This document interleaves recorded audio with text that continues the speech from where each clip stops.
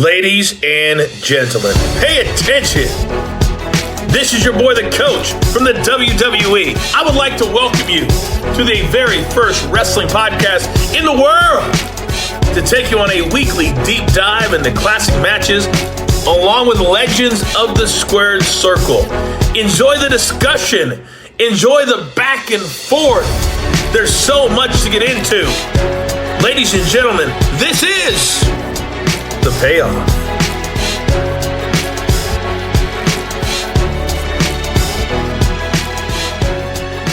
Welcome to an all-new episode of The Payoff. I'm Tom. That's Jeff.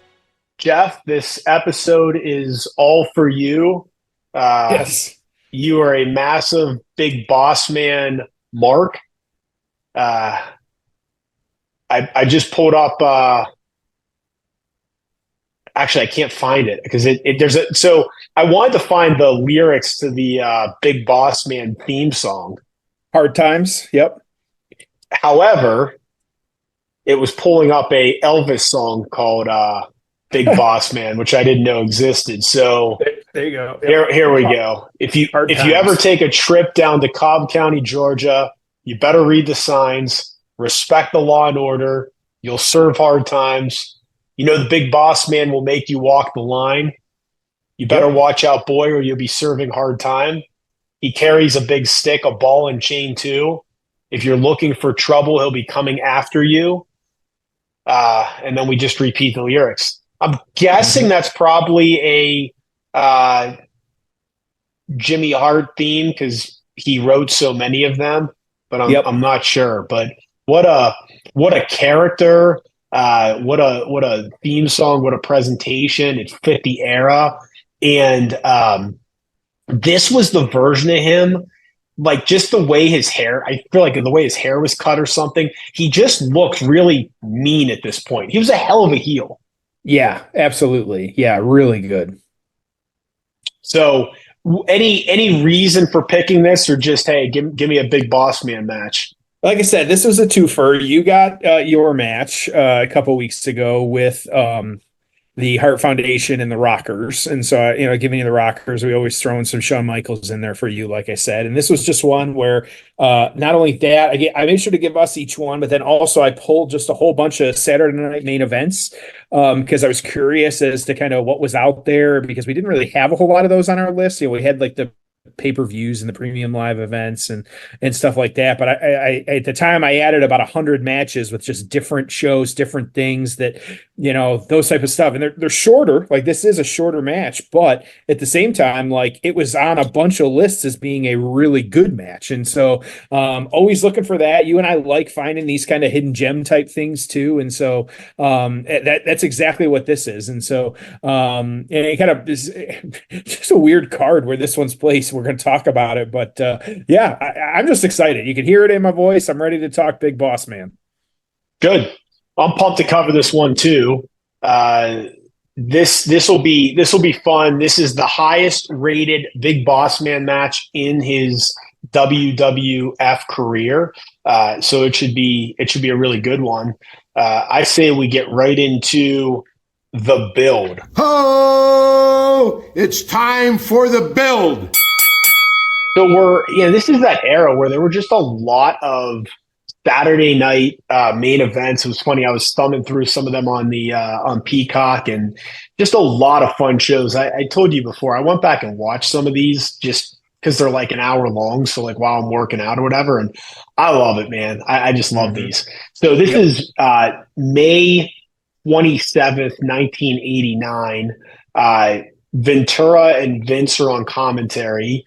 This is the big match for the show, but it doesn't take place last. They often did these in the middle, and there was a strategy behind it from like a rating standpoint, from what I understand. So we start off with Rick Rude and Jim Duggan, which, God, I mean, this era, ravishing Rick Rude, you kidding me? So 2.25 stars that match got. Rude gets counted out. Then we had Jim the Anvil Neidhart and Randy Savage. Of course, Randy Savage is accompanied by Sensational Sherry at this point. It's the It's the Macho King. He's aligned with Zeus. He's going to win with the elbow drop. Then the match we're covering here, Hulk Hogan's your champion. Then after that, we have the Brain Busters, accompanied by Bobby Heenan, against Demolition, and it ends in a DQ.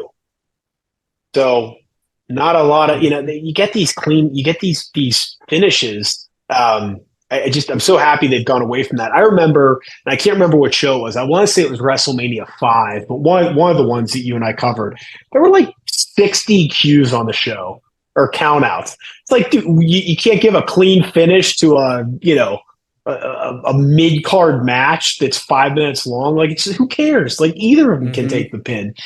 And then the last match on this was Boris Zukov losing to Jimmy Superfly Snuka via the Superfly Splash. This was regarded as one of the better Saturday night main event episodes.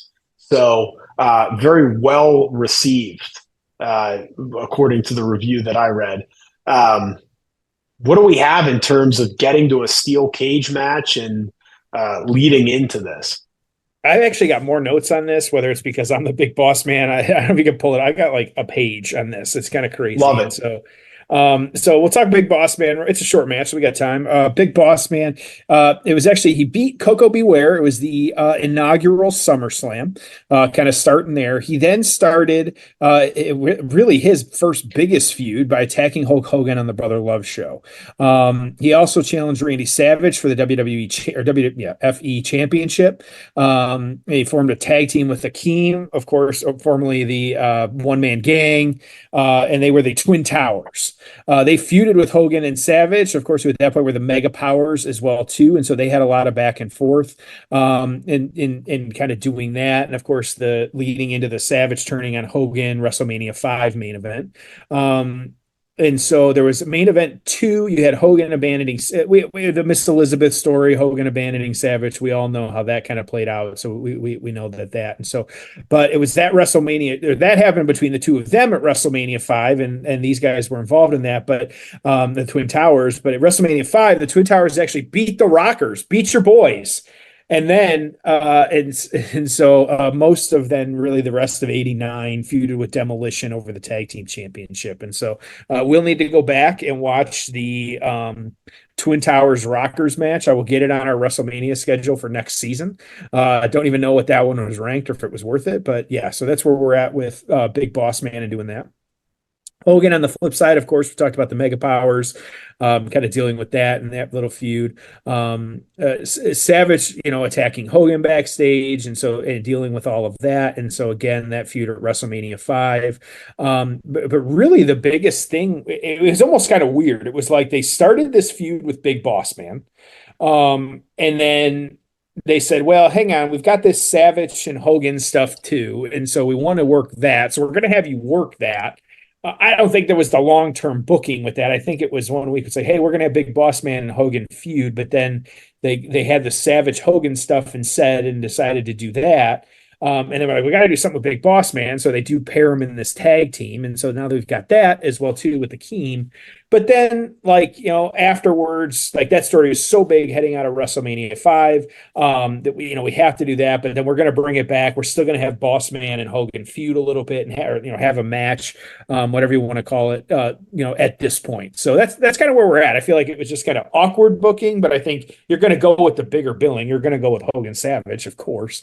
No, not to shit on Boss Man because I'm a big fan here, but that was the bigger moment. Why not? But doesn't mean that of course, I do like it's a little bit long term because then we came back to it. And so we get this match on Saturday Night Main Event. I'm looking forward to this one. This will be a lot of fun. We're at the 31-minute mark of the May 27th, 1989 Saturday Night's Main Event. It's season 5, episode 4. Jeff, are you ready? Yeah, let's do it. All right, it's time for the payoff. Oh, it's time for the payoff. All right, so Hogan trying to get in the ring. Zeus is attacking him. That son of a bitch. It's the old blue cage as well, too, around the ring. Looks great. And Hogan, at the very beginning of this show, Hogan cuts a promo behind the cage, which, if you remember, is what they did during the Bray Cena pandemic match. Remember when Bray's behind the cage cutting the promo? That was done in the same style, and I don't know if it was pulled from that particular one or if Hogan did that before multiple cage matches, but that's the little Easter egg there. So Bossman in the ring, he's just got that like flat top shaved mean ass haircut that only a badass like him can pull off. You know, got the full gimmick outfit on. I mean, look at him. He's just a great heel, and he can move around fantastic as well. So now after the Zeus attack, he's got Hogan in the ring and ripping off the shirt and going right after him. Like you said, that classic blue. You know, one of the things, you know, so WWE has always been ahead on production, but I mean, you look at this. This was 1989.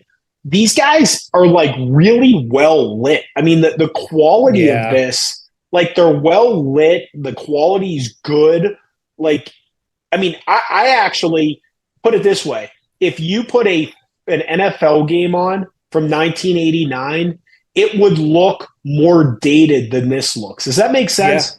Yep, absolutely. Like this whole, from a production standpoint, this holds up better than old sports does. A 1989 NFL game looks like it was 20 years before this match was. I mean, this looks good.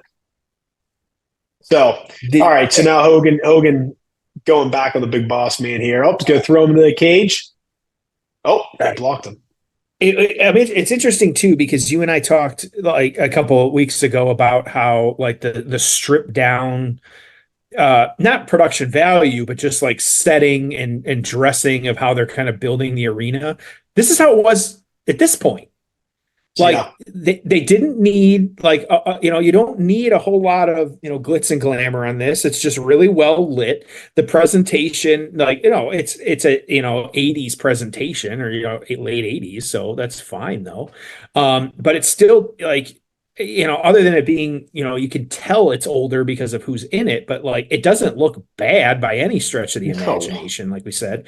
And also like every single, like you don't have, and now that we've said it, I've been thinking about it a lot more too. Like the Tron, it is kind of an eyesore. Like I know it serves its purpose, but like it's there. It's in the background sometimes. Like every one of these angles that we're seeing right now, it's crowd. There's crowd all over the place. Like they're way up in the rafters. Granted, it's a smaller venue. Where are we at here? This is the. I'll pull it up exactly what we've got here, but yeah, this is just one where you know, nobody plays there. This is one of those random arenas that's like kind of in the middle of nowhere, Iowa. And so, because they need somewhere to kind of have this stuff. And so, yeah, just kind of crazy.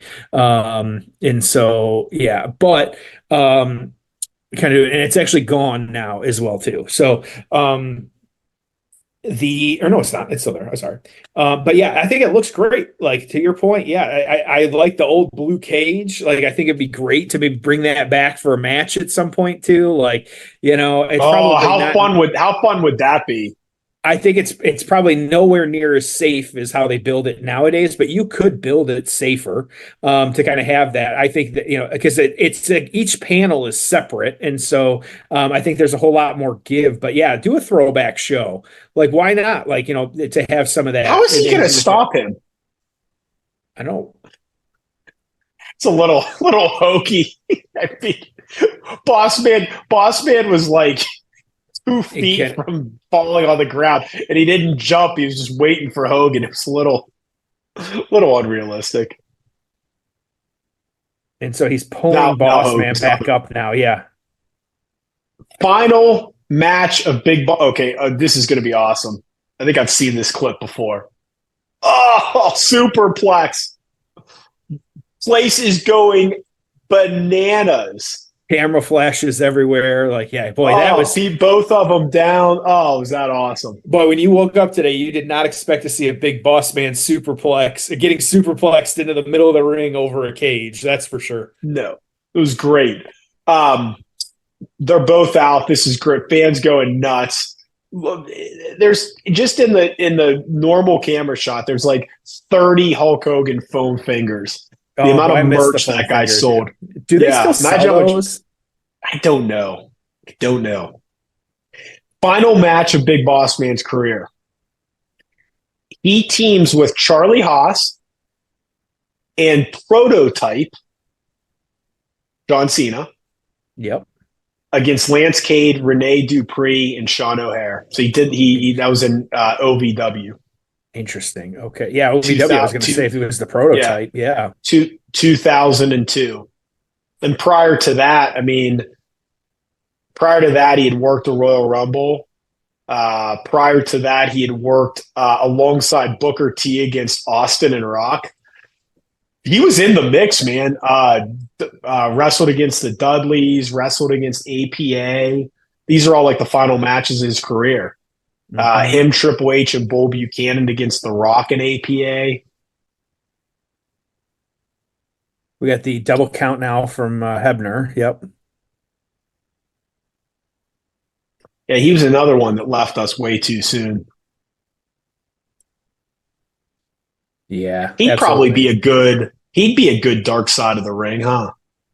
I'm sure there's a story to be told there. Yeah, which again, I feel like the episodes this year have kind of been up and down, but they've been very good. I like it. Doesn't all have to be doom and gloom. You and I've talked about this before. Like sometimes it is just funny to hear some of these crazy stories, but then also like to hear some of these bright spots too. Like some of these guys, I think they're doing a lot more focus on some of the family type stuff, which is really nice. I know they've been doing that, but I just feel like this season, especially, like it's less dark side and a little bit sprinkled in with a little bit of light side and just some nicer things. So yeah.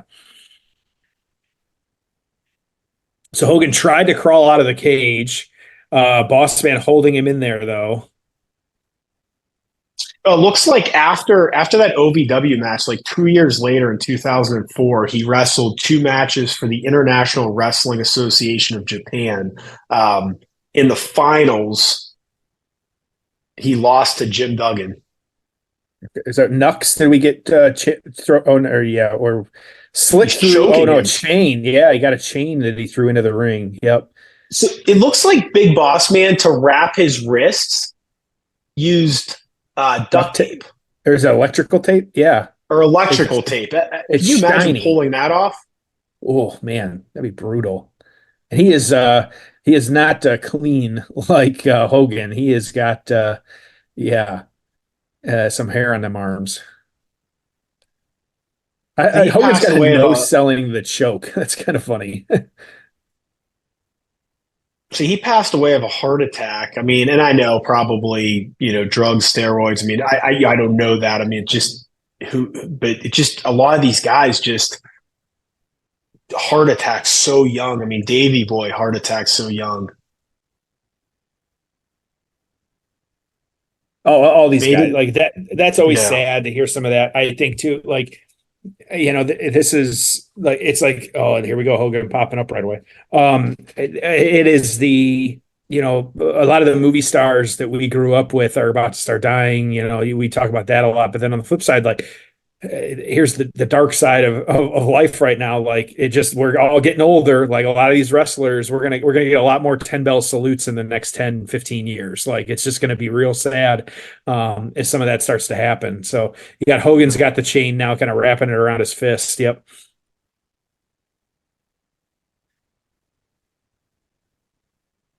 Oh, great! Just one punch to Bossman, kind of laid him out, and here we go. Gonna do it again.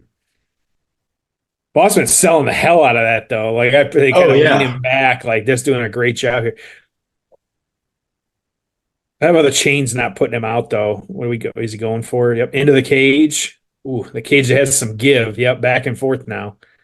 I think I like the cage having some give. It always makes it seem like a little more realistic, a little scarier. Yep. Yeah. Like drop. There you go. Slick knows it. He's already upset on the outside. Yep. Boss Man's bleeding. Hogan's gonna go out the long. Oh no! So Slick taking out the ref. Here we go. He's getting in the ring. Is he gonna try and stop Hogan? Yeah. Is Hogan's trying to climb over the top? How good was Slick, by the way? Oh man, a little interference here. I don't know where this is going. Flicks off Slick. Now Bossman on the other side. Jesus, He's still off the chain now. Rope. Just a Jesus. Oh, ball shot. Kind of kicks him and he falls. Yep. Now we got the handcuffs. The handcuffs. Yep. Bossman's selling the hell out of that ball shot on the ropes. He's still just kind of, he's still selling it.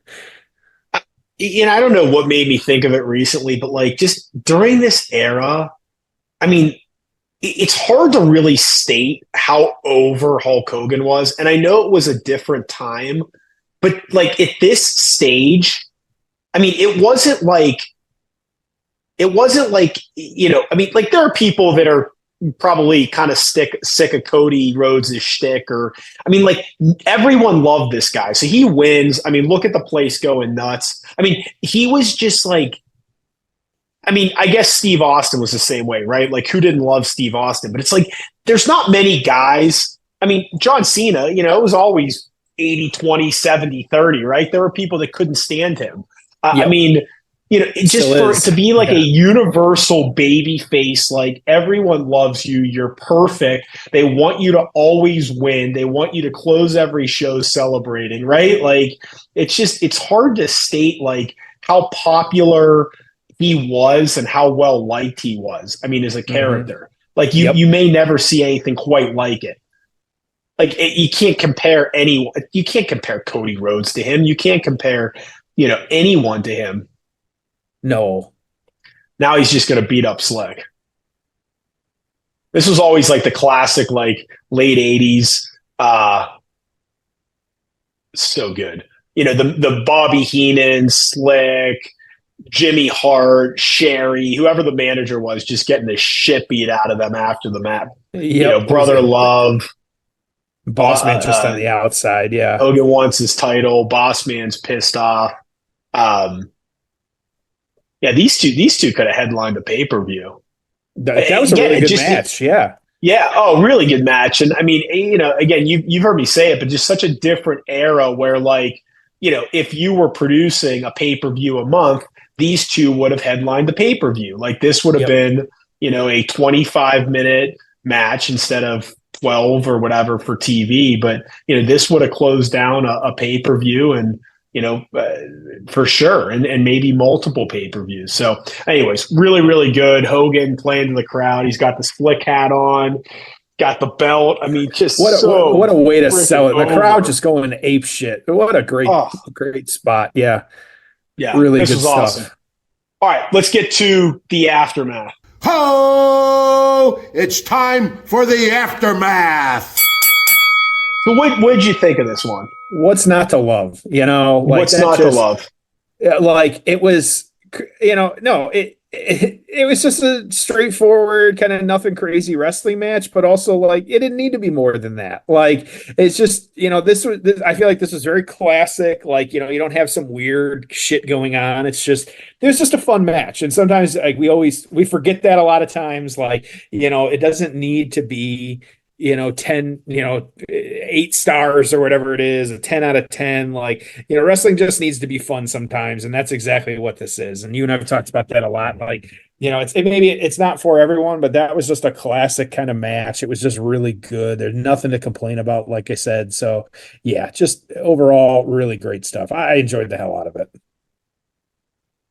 Yeah. I mean, this is where like the Meltzer stuff loses a lot of steam with me, right? I don't know, was this a good match? I mean, yes, no, it was awesome. It was, it held our attention. It was a lot of fun. The crowd went nuts. I mean, told a story, some fun outside interference. Like that's really good wrestling, like to me, right? Yeah. I don't know. I mean, would Kenny Omega have been better in that match? Well, yeah, I guess, but who gives a shit? Mm-hmm. Yeah, Yeah, of course. Like, yeah, I wouldn't expect it to be anything other than what it was, and that's perfectly fine. And so, yeah, I think just really good stuff. Which it's going away. I don't know what I'm going to do. I was going to say I was sports entertained, but I may not be able to say that much longer because they're trying to get rid of that language too. But nothing to complain about at all. Yeah, I've never been a fan of the sports entertainment moniker. I do think there were strategic reasons for it, like in terms of like the health commissions and stuff.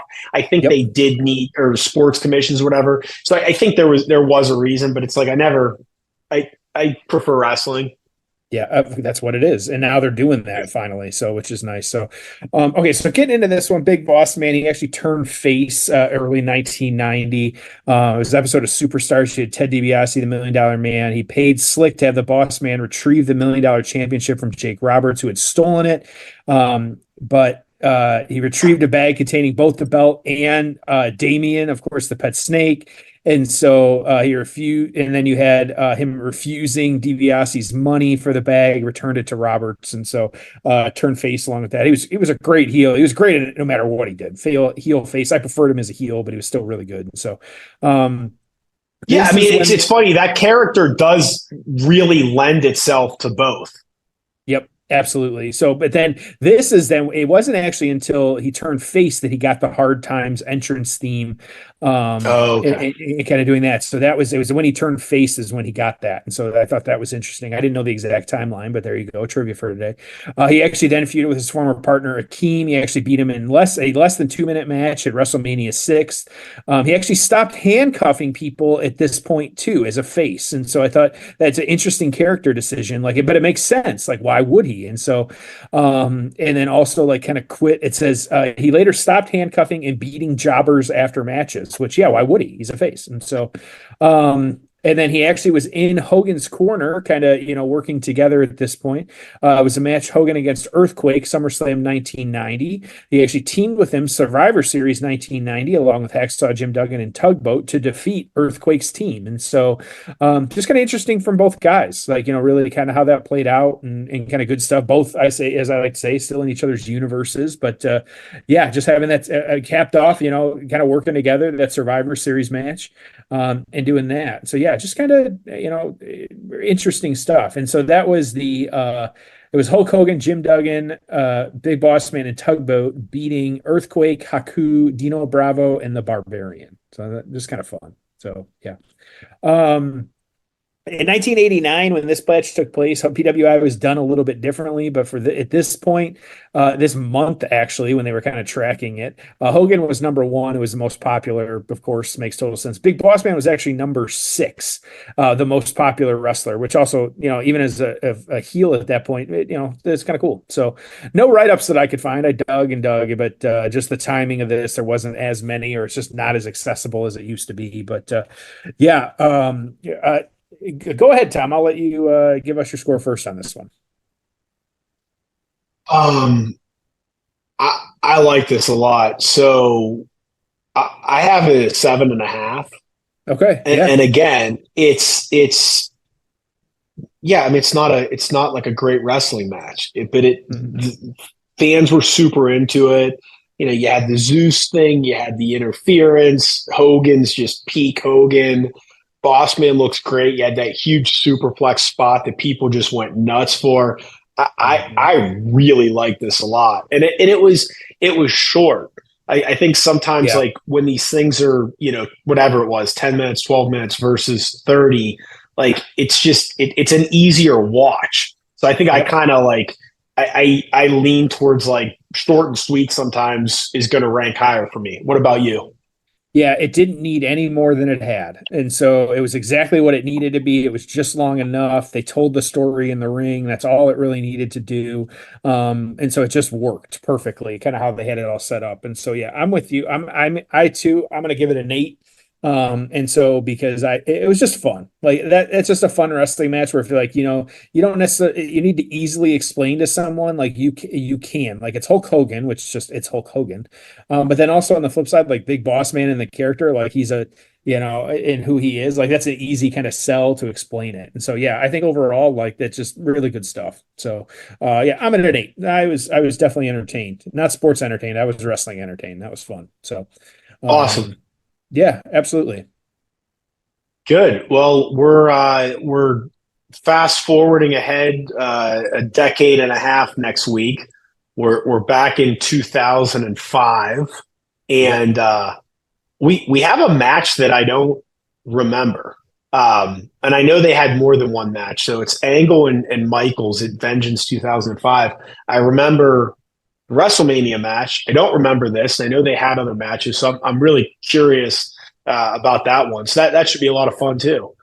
But yeah, it's very high rated. It should be really good because I don't remember it either. But this is one of the, how can you not enjoy Shawn Michaels and Kurt Angle, plain and simple? So, yeah. Yep. Cool. Well, good. This was fun. Yeah. Send them home happy. Yeah. Appreciate everyone listening. And as always, we'll see you next week on an all new episode of The Payoff.